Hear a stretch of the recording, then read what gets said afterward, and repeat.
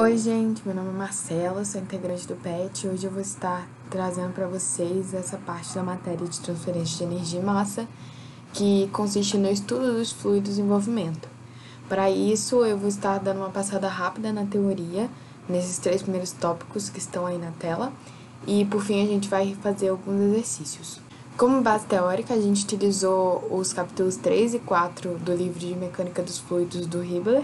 Bom, vamos lá. A descrição lagrangiana e euleriana são duas descrições de dois estudiosos para o movimento dos fluidos com abordagens diferentes cada um. O primeiro, o de Lagrange, ele consiste na técnica do sistema. O sistema consiste em uma partícula de massa imutável. Portanto, a massa não varia durante o tempo. E Lagrange propõe descrever o movimento do fluido através do acompanhamento dessas partículas ao longo do seu movimento. Essa abordagem tende a ser um pouco complicada, já que as partículas apresentam características diferentes e é necessário um rastreamento de cada uma isoladamente para se ter a descrição do comportamento do movimento do fluido no geral. Já Euler traz uma outra abordagem, a abordagem do volume de controle. O volume de controle consiste num ponto ou numa região de volume fixo, ou seja, de volume imutável, dentro desse fluido, e a descrição do movimento é realizada a partir do controle do que entra e do que sai desse volume de controle, ou seja, de todas as partículas que passam por dentro dele. Esses dois conceitos são muito importantes para os próximos exercícios e matérias que a gente vai ver. Bom, o teorema de Reynolds, ele vem justamente para unir esses dois conceitos.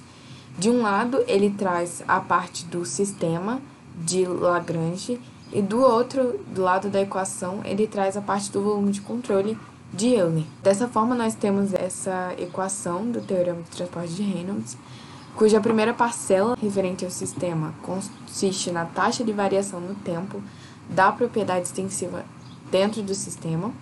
A segunda parcela consiste na taxa de variação no tempo dessa propriedade no volume de controle. E as duas últimas parcelas consistem no fluxo dessa propriedade que entra no volume de controle e o fluxo que sai desse volume de controle. Bom, como eu disse, o Bzão é a propriedade em questão, é a propriedade que está sendo trabalhada. No caso, nesse vídeo a gente vai abordar mais especificamente a propriedade de massa. E o Bzinho é a propriedade intensiva, é a propriedade dividida pela massa. Portanto, se a gente vai trabalhar com a massa, né, esse Bzinho é a massa sobre massa, que é igual a 1. Bom, aqui a gente entra agora falando sobre a massa especificamente com o princípio da conservação de massa, ou seja, a quantidade de massa que entra é a mesma quantidade que deve sair do volume de controle, ou do sistema, ou do tubo que é analisado. Então, substituindo, como eu disse, o Bzão por massa e o Bzinho por 1, já que é massa sobre massa, nós obtemos essa equação. E, como eu comentei lá no início, o conceito de um sistema é uma partícula de massa imutável, a massa não varia com o tempo. Portanto, no sistema, que é a primeira parcela da equação, aqui, ele não vai estar variando com o tempo, portanto, essa parcela aqui é igual a 0. Então, a gente obtém essa segunda equação aqui, onde a gente tem que a variação de massa no tempo dentro do volume de controle é igual ao fluxo de massa que entra no volume de controle menos o fluxo de massa que sai do volume de controle. Bom, generalizando aquela equação que a gente acabou de ver, a gente obtém essa segunda equação da conservação de massa, onde nessa primeira parcela a gente vai estar tendo a variação da massa no tempo dentro do volume de controle, e aqui a gente vai ter a representação dos fluxos que entram e que saem do volume de controle, onde esse N, especificamente aqui, consiste num vetor unitário perpendicular à superfície do volume de controle. É como se assim, se você tivesse um volume de controle quadrado, não sei, o N é um vetor que está sempre saindo desse volume de controle, independente da posição da superfície, ele está sempre saindo perpendicularmente dessa superfície. Portanto, se a massa, ou seja lá a propriedade que você estiver analisando, estiver entrando nesse volume de controle, ele vai estar no sentido contrário, portanto vai ter um sinal negativo. E é dessa forma que a gente identifica o que está entrando e o que está saindo. Por isso que a gente tem esse vetor N justamente para definir qual vai ser o sinal do fluxo, se ele está entrando ou se ele está saindo.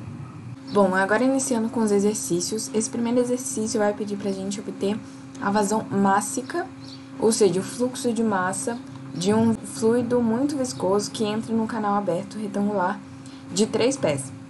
3 pés seria a profundidade do canal, a parte que a gente não está conseguindo ver nessa imagem. Seria um canal quadrado, né?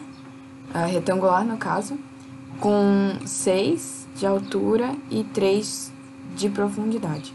Enfim, e ele dá também que o perfil de velocidades é dado por essa equação e ainda nos dá o peso específico do fluido que está passando por esse canal.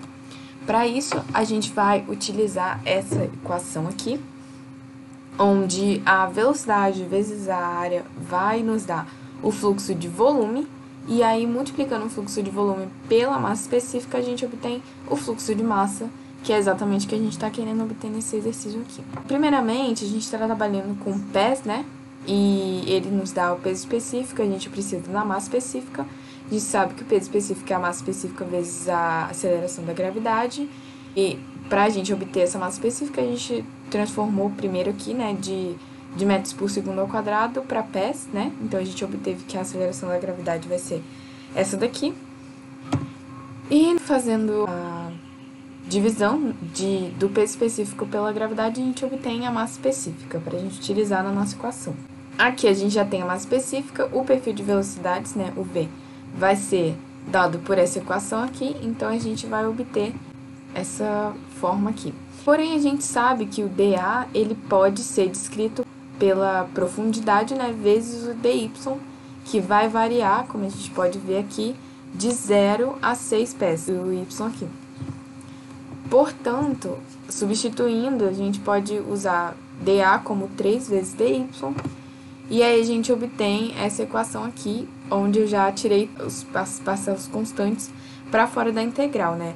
O ρ, a massa específica, o 0,8 da equação e o 3, que é a profundidade do canal.